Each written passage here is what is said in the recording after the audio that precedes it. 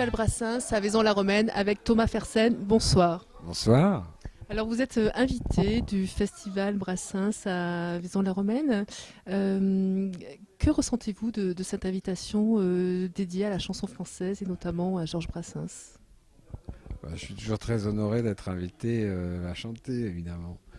Que ce soit un festival de chansons françaises, je trouve que c'est une bonne chose, parce que c'est une langue d'Indien, donc je suis parmi les Indiens, donc. Et Georges Brassens, c'est c'est quelqu'un qui nous a montré peut-être une façon d'écrire des chansons un peu insolentes, avec une langue très classique. Et j'aime bien ça, oui. Vous avez appris de lui en écoutant ses chansons? Certainement, vous savez, quand on est classique à ce point-là, je pense qu'on influence tous les gens qui s'expriment en français, tout simplement. Parce que ces chansons, elles sont connues naturellement, tout simplement. Alors quelles sont les chansons que vous allez interpréter ce soir au public? Parce que un public qui vous attend, je le sais parce que je l'entends. Qu'allez-vous leur proposer? Quelle est la programmation de ce concert? Est-ce que ça va être une improvisation ressentie tout en suivant une trame bien sûr? Ou est-ce que vous avez vraiment un répertoire Alors, écrit pour ce festival? comme vous le verrez, nous sommes nombreux sur scène. C'est un vrai spectacle, donc il est quand même assez écrit, évidemment. Et puis, il y a quelques endroits où il y a une possibilité d'ouverture et d'improvisation en fonction de la soirée, de ce qu'on ressent de la demande des gens, de l'ambiance qu'il y a dans la salle, de l'écoute. Et il y aura essentiellement des chansons, essentiellement, en tout cas, il y aura toutes les chansons du dernier album. Il y aura des chansons plus anciennes qui sont à mon avis flattés de s'habiller, d'être habillés par cette esthétique qui est celle du dernier album, c'est-à-dire des orgues des années 70, 60-70 qui sont très teintés de ces années-là, de la musique qu'on faisait à cette époque-là. Et puis des cuivres qui sont sur scène, puisqu'on est 7, trombone, trompette. Donc c'est un véritable spectacle musical que vous allez interpréter ce soir. Oui, c'est un vrai spectacle, il est très étoffé et très festif aussi. Alors en même temps, si les gens sont plus dans l'écoute, on peut très bien adapter notre interprétation pour cette ambiance-là aussi. Et je suis très respectueux de ce genre d'écoute aussi, oui, bien sûr. Je peux faire un spectacle très narratif aussi. Quel est le public que vous touchez, Thomas Fersen? Je sais pas, j'ai pas d'image précise des gens qui viennent me voir. C'est une communauté d'esprit plutôt. Et cet esprit, on peut le rencontrer chez des gens qui sont d'un âge très différent ou de milieux sociaux très différents, j'espère. C'est un enrichissement, ce mélange d'âge et de milieux sociaux En tout pour vous? cas, c'est surtout une absence de préjugés. Euh, et je n'ai pas une idée précise des autres, moi. C'est un flou et c'est un ressenti, voilà. J'ai pas de je viens sans préjugés, toujours. Comment êtes-vous tombé dans la musique? Oh, je pense que j'avais un goût profond pour la musique et puis par contre dans la pratique de la musique c'est un choix personnel.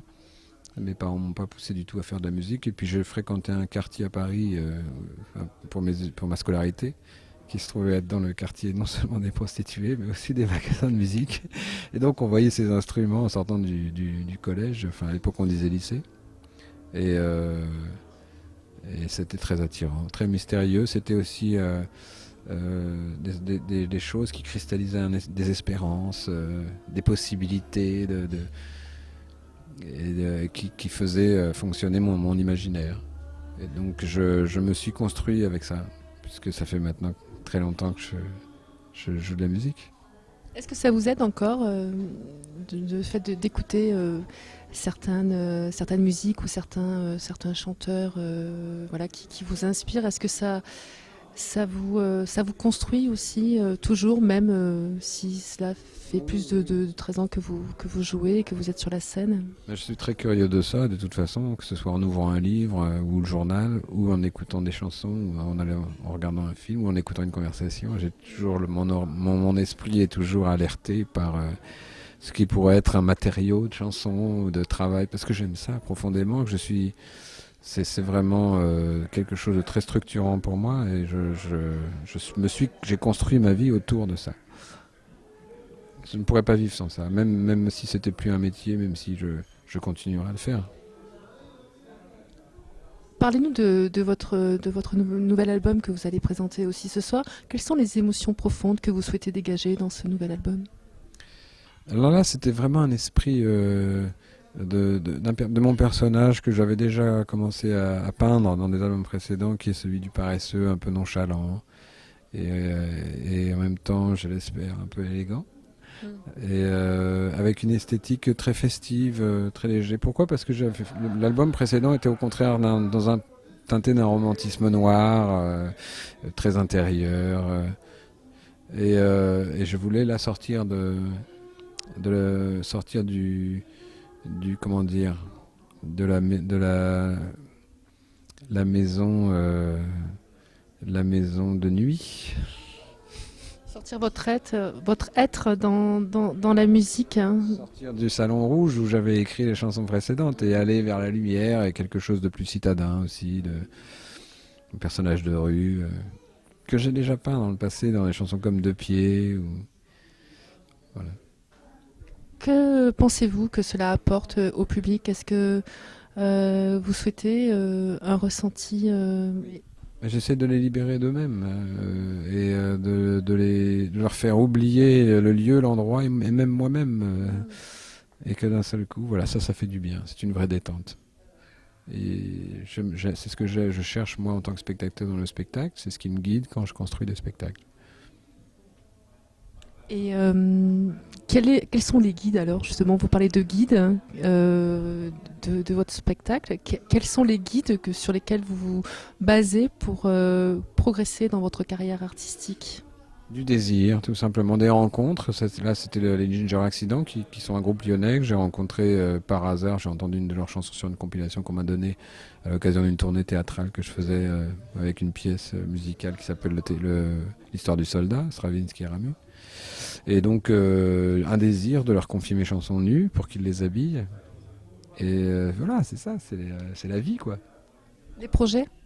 Oui, je vais faire une tournée qui va suivre celle-ci, où je serai, contrairement, là nous sommes 7 sur scène, et ben je serai tout seul au piano.